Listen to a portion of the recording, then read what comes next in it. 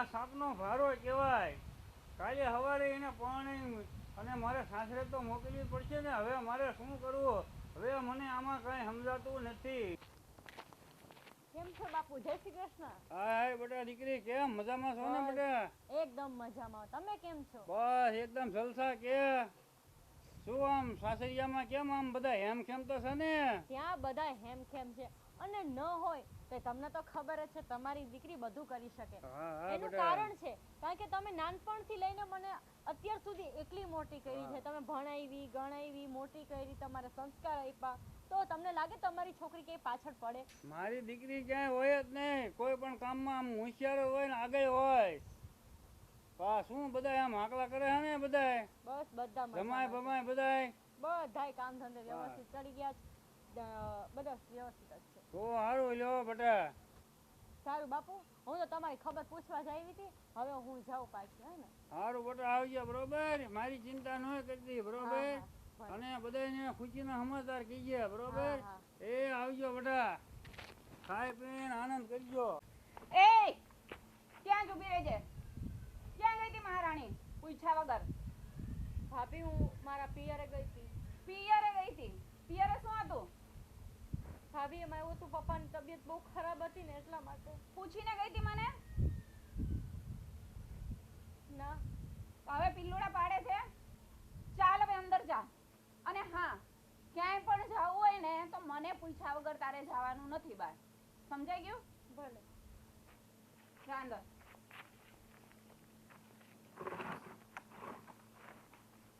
શું ભલામણી એની વાંહે તું પડી ગઈ છો? હજી પોણી બિચારી જે આવી છે અને એટલે આટલી બધી ને ખસકાવાય. પણ તમે શાનું એનું ઉપરાણું તાણો છો?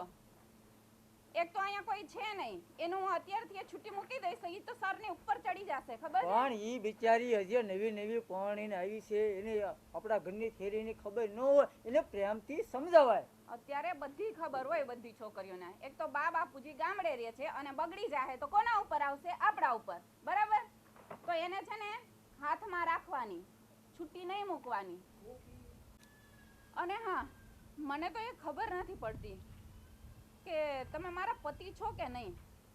જ્યારે હોય ત્યારે એનું ઉપરાણું જ તાણવાનો. પણ હું બાપા તારો પતિ છું, પણ મને એટલું મારા નાના ભાઈની વહુ છે, હજી કોણ નહીં, મને થોડુંક દાજે તો ખરું ને. અને હાલ હું જાઉં છું હવે. તમારે બાપા જે કરો એ તને પગે લાગુ. તોબા છો તું. ગોપી ક્યાં ગઈ? આ ઘરમાં ગઈ રહી, હજી બહાર નથી આવતી. ગોપી,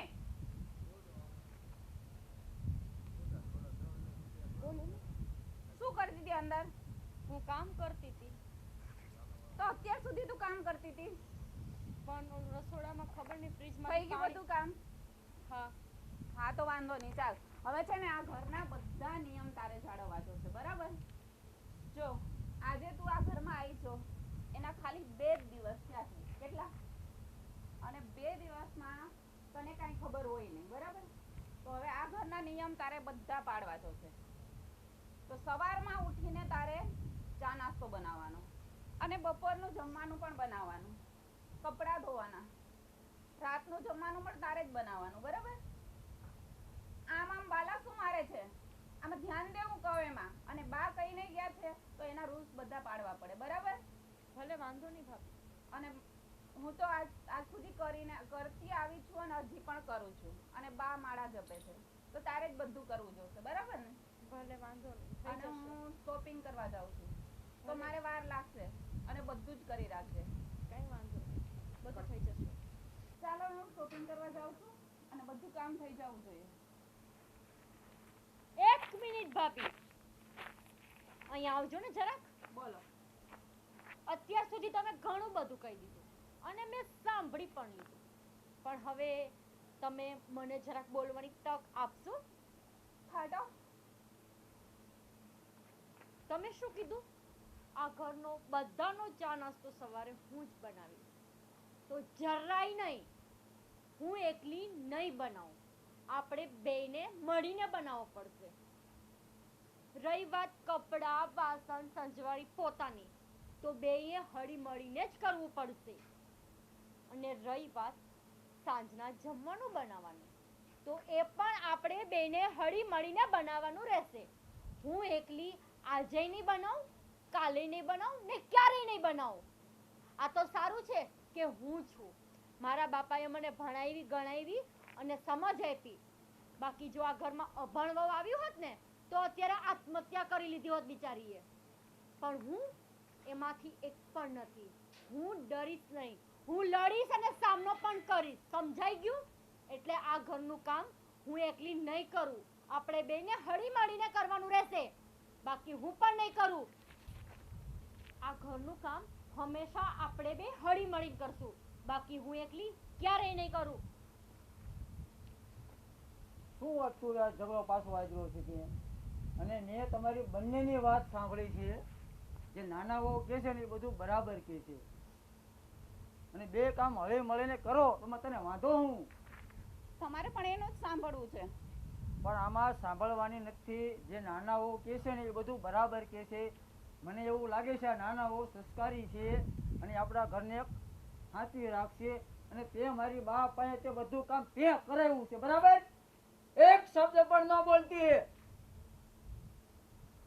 જે હોય કામ મારે બા પાસે તે કરાવ્યું છે. પણ નાના વહુ ને પછી ખીજા અને એ આપણું ઘર જોડી રાખે છે. તોડવા નથી માંગતી તો તોડવા માંગે. અને મારા બા બાપુજી ગામડે ગયા છે અને તારે નાના વહુની ધ્યાન રાખવી પડે. રહેવા દો મોટા ભાઈ, એનાથી જે ભૂલ થઈ છે વાંધો નહીં. આજ નહીં તો કાલે સમજી જ જવાના છે ને. પણ આ છે ને સમજે એવું નથી. આ બહુ ખતરનાક છે. અને હું છે ને તારી વાતી બા બાપુને હું કહી દઈશ હવે. નહીં, બા બાપુજીને ના કહેતા. કા ના, એ આ સ્વીકારશે નહીં. એટલે હું છે ને આ બધું જ કામ કરીશ. હવે છે ને હું અને ગોપી સાથે બરાબર છે. મળીને જ બધું કામ કરશું. કેમ કે મને આ કઈ સમજાતું જ નતું.